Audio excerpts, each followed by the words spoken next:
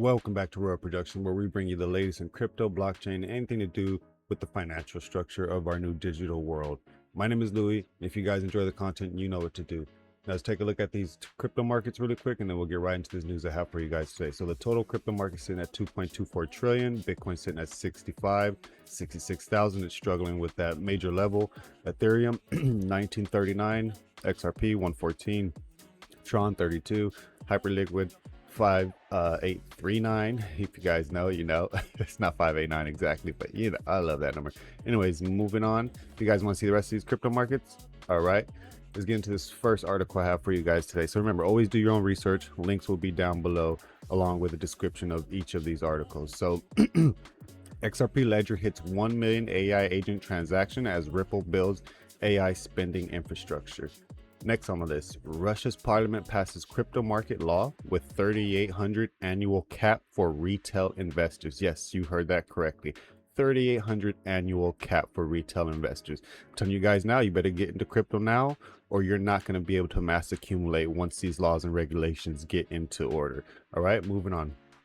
Kraken partner expands tokenized stocks to Hong Kong, UK, and South Korea equity. So this is huge. Every country's been working on these excuse me, these tokenized stocks and equities and things of that nature. So pay attention. Moving on. The digital chamber sues the state of Illinois over first ever 0.2 crypto tax. We're going to cover that. Basically, if you spend crypto, you got to pay an additional 0.2 crypto tax, which I think is crazy, but we'll cover that in a second. BIS warns stablecoins are breaking capital control as dollarization accelerates. So this covers stablecoins and dollarization and what happens during crisis and whatnot. This is major. When BIS releases something, you pay attention. Okay, we'll cover it. PDFs down here if you guys want it. Remember, links down below. MoneyGram CEO says a blockchain works best when customers don't know it's there.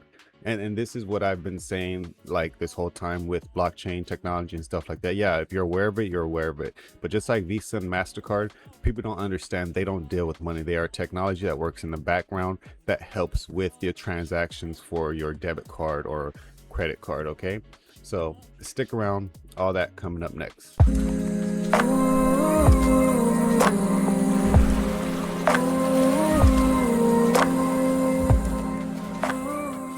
Alrighty.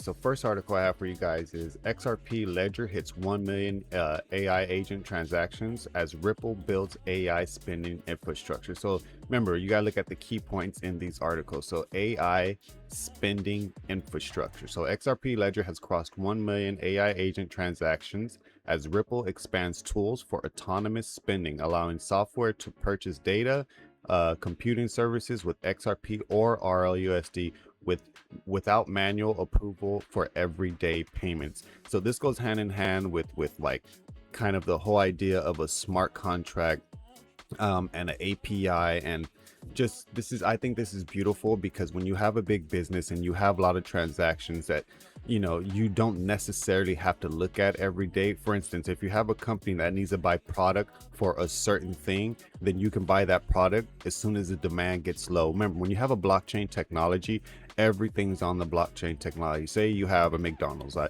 don't really love McDonald's, it's all right, but say for instance, when they run out of burgers, that the system will know on the blockchain, okay, we only have 50 burgers left, let's put in that order automatically so we do not run out. Another instance of this, and this is just going into the future.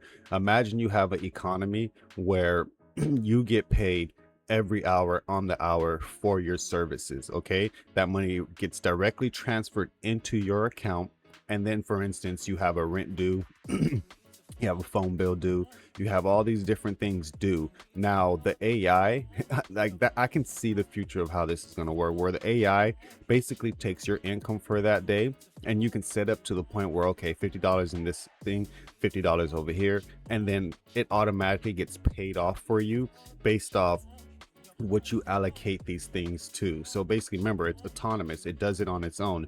You don't need manual approval, but you can have manual approval before. Of course, you're going to have to do the manual work before it starts running in the background by itself. But it also talks about how it's able to do like where is it, right here, allowing software purchases, data, and computing services, so like an API or something like an agentic tool. So basically, when it says right here, when I think about where agentic payments are today, it reminds me of the early days of cloud infrastructure.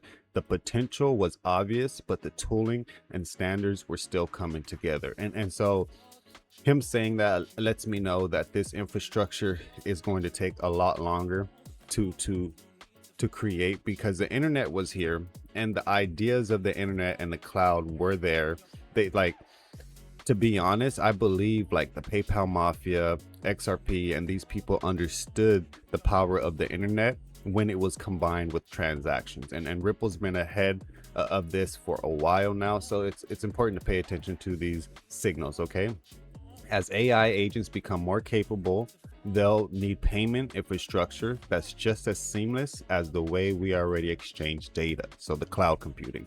That's exactly the kind of infrastructure XRP Ledger was built to provide. So if you guys want to read more about it, go down here and read about it on your own. Remember, always do your own research. Crossing 1 million agentic transactions on the XRPL is an exciting milestone, but I believe we're still in the early stages of what is possible. And we are.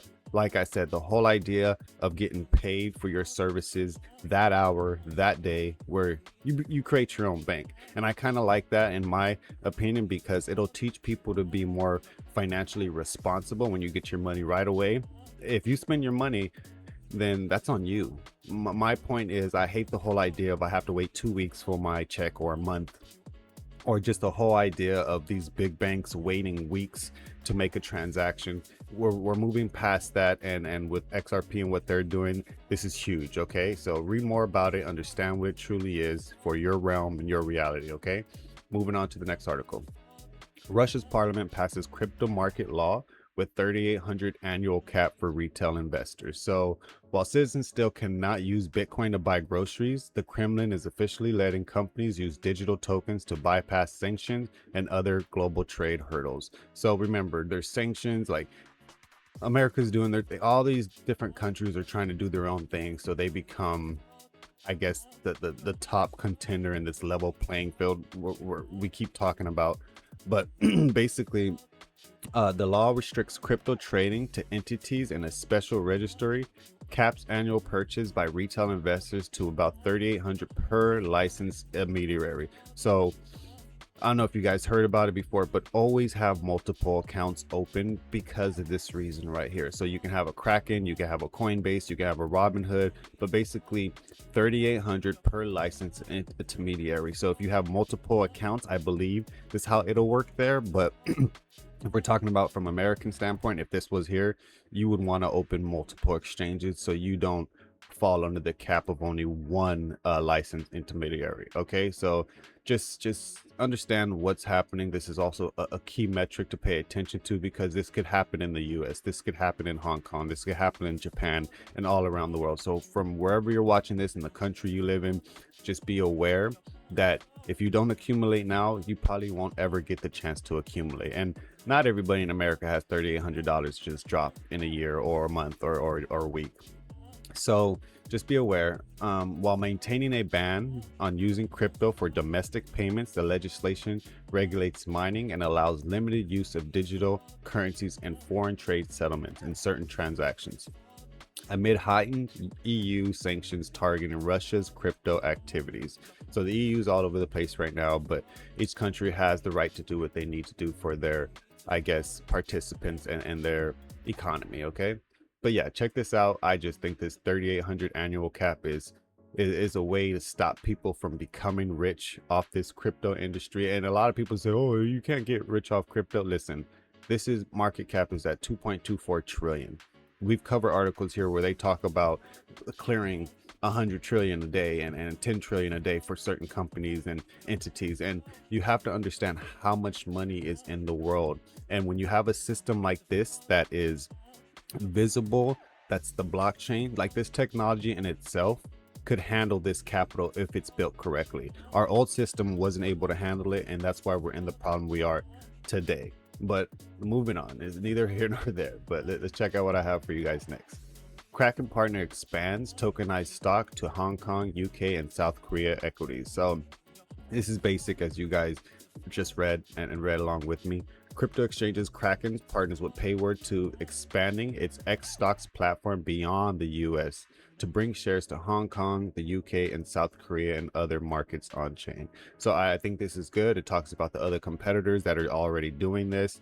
And remember, there's not going to be one coin, one ledger, one company to get all this money. There's so much money out there. Like, most people don't understand how much money is in the world that can be added to a blockchain. Your car, okay, not just your car, but your car payment, okay, the loan you took out for that, all three of those things could be put onto the ledger. You know what I mean? To the point where I'm not going to go into the whole black law thing and how your social security is tied to the stock market and stuff like that, but all this stuff will be on the ledger. When they talk about you will own nothing and be happy, if you don't own the ledger, then you probably don't own the asset that's on the ledger. But we haven't got there yet. We'll see. All right, let's move on.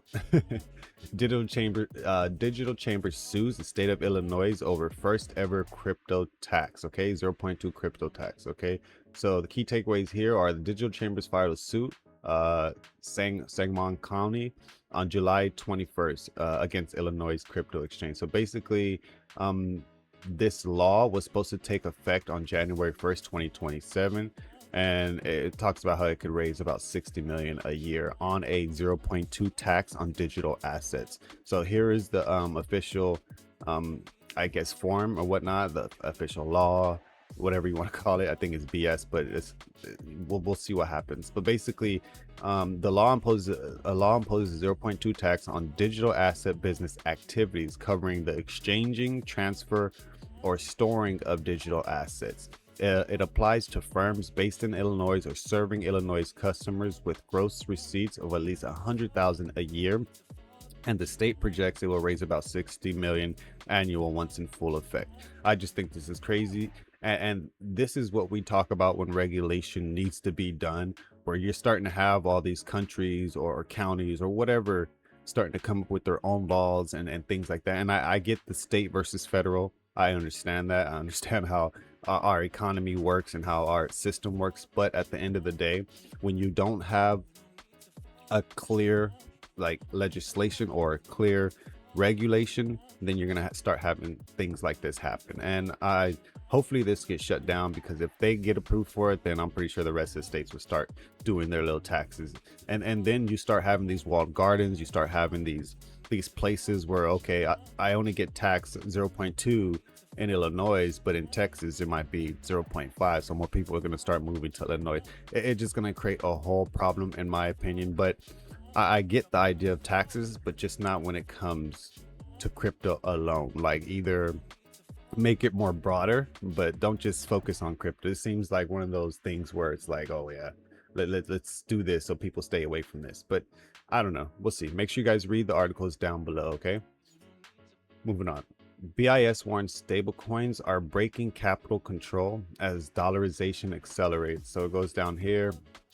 I'll read what's important for you guys really quick. So gross stablecoin inflows relative to GDP were essentially zero across countries in 2019. So think about that. In 2019, it was zero across countries. Okay, 2019 wasn't that far away. We had COVID, all this stuff, but I really think that was part of the plan. But I'm not gonna get into conspiracy right now. But by 2021, the median inflow rose to about 1.2% of GDP, with some countries seeing an inflow of nearly 7% of GDP. By 2023, the median has eased to roughly about 0.9 of GDP. So this is talking about countries and the averages or whatnot. Some countries saw 7%. I'm pretty sure that's like, was it Venezuela? Was it Venezuela? It's one of those countries. I started Bitcoin. I cover so much news, I can't remember everything.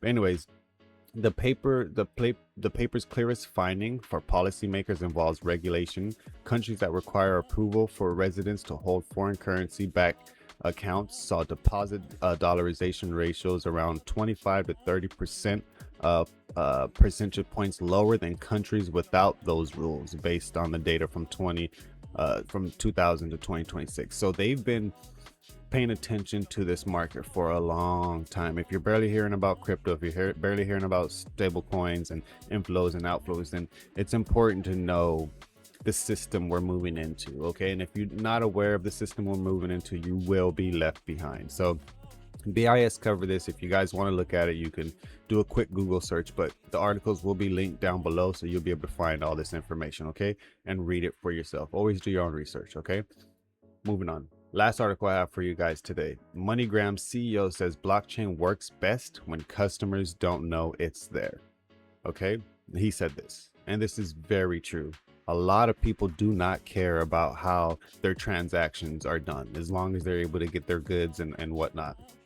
Okay, and this goes hand in hand with this AI agent transactions. Okay, a lot of people aren't going to know it's AI in the background doing these transactions and stuff like that. Just as when you do your money transfer with MoneyGram, you're not going to know that it's on the blockchain.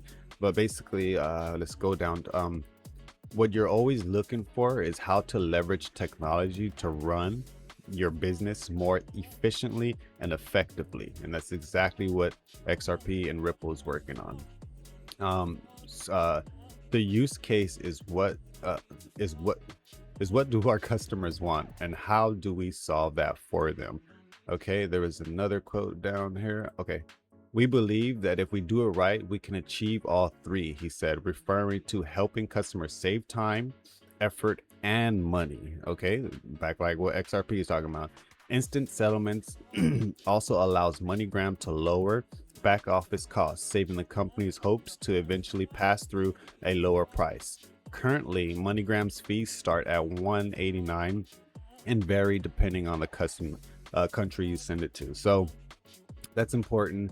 They're talking about lowering their fees, and they'll be able to do this with blockchain technology. Them using Visa and MasterCard and waiting for the approval and the transaction, that takes time, and time is money, like we've always said. So when you're able to where does it say right here, to save time, effort, and money, like I said, you're covering all three, and this is based off what the customers want. Okay, so let's go down here. I can't tell you what processor is inside my iPhone, he said.